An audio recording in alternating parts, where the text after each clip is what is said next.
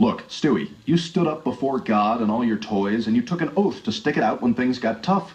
You wanted to see you as an adult? Well, this is adulthood. You're right, Brian. I can't hide from this relationship. It's my responsibility to deal with it. I mean, what kind of a man would I be if I ran off now? Well, you'd be a black man. Happy Father's Day, Dad. Happy Father's Day, Dad. Yo, where's your dad? He'll be back soon. My dad's a lawyer. What does your dad do? I don't know. My mom said he disappeared. Are you pregnant? Call your dad's a magician? White dads be like, Son, I'm home. black dads be like, Boy, if you don't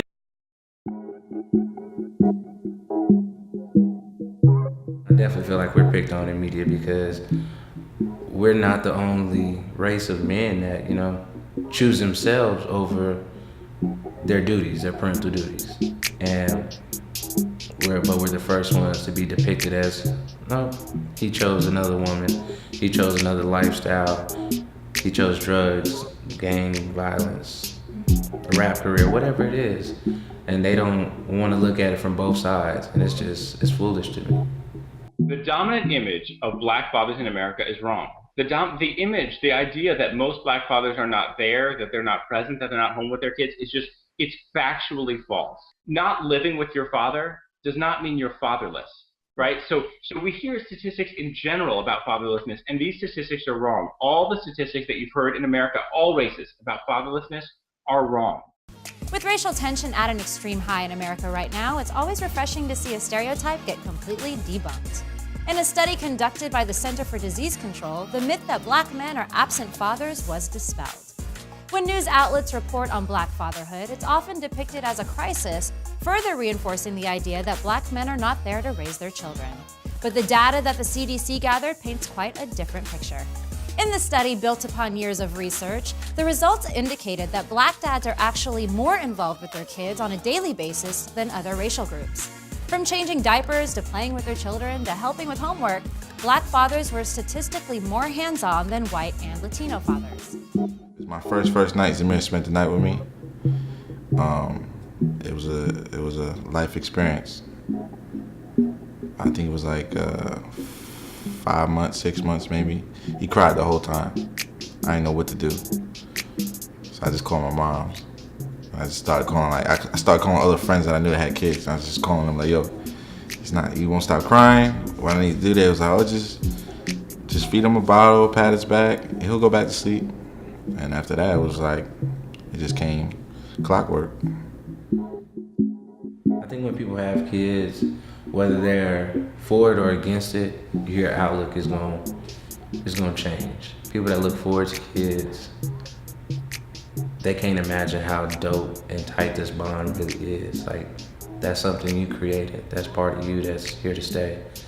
And to see them grow and develop in so many ways, from crawling to walking to running to goo goo gaga to dad, mom, seeing my daughter in spelling bees, being an honor student. It's crazy to see the development of them, not only physically but mentally. I became a father when I was freshly 18, so it was definitely trying. I was very young, I was away at school, and more than anything, I was afraid that, I wasn't gonna be able to be a good father. I was worried about, the lack of the father I had in my life. Would I follow the same shoes? Would I disappear? Would I fail them? And I took it as a challenge and stepped up to the plate and made a promise that I would never let them experience what I did. I came up with the hashtag Sunday, spelling son, S, capital S, capital O, capital N, day. And it's just mainly because, I broadcast a lot about my life and my daily life, what I do in the night, what I do in the morning, and I felt like I needed to dedicate either days or a day, in which I'm with my son more than one day, but I just definitely wanted to dedicate a day to to show what we do, how we do it, and just to kind of raise awareness to the people around me, the close friends, and the people who may be watching.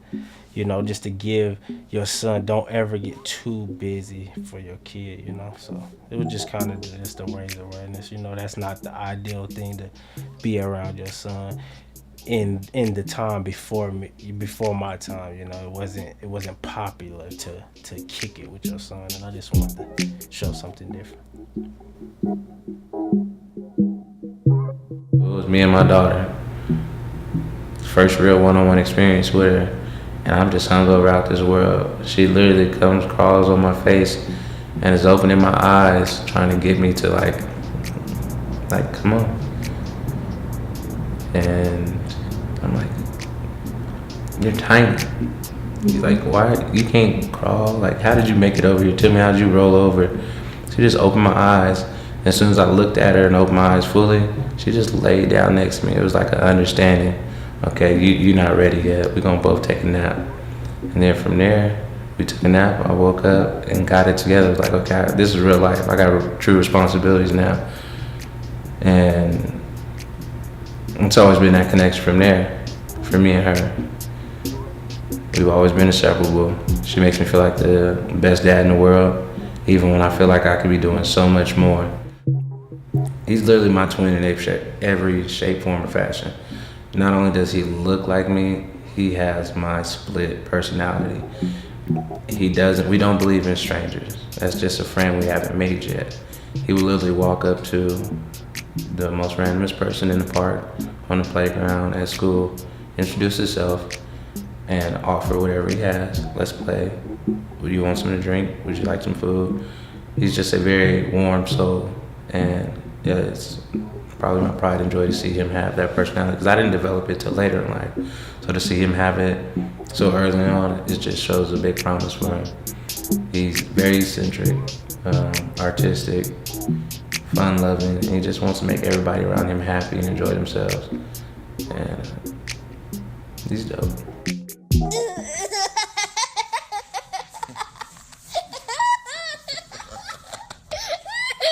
I asked him every day, who got your back? He says, Daddy. I said, who's your best friend? Daddy.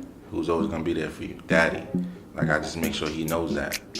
And it's just basically, you know, I give him what he wants, but I give him what he wants when it's deserved.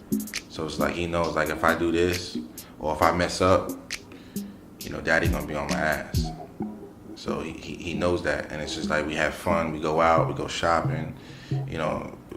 When our time is our time, I don't sometimes I won't even answer my phone. I won't text my friends back. I'm chilling with Z. Like, we chilling. We on the game. We going to the park.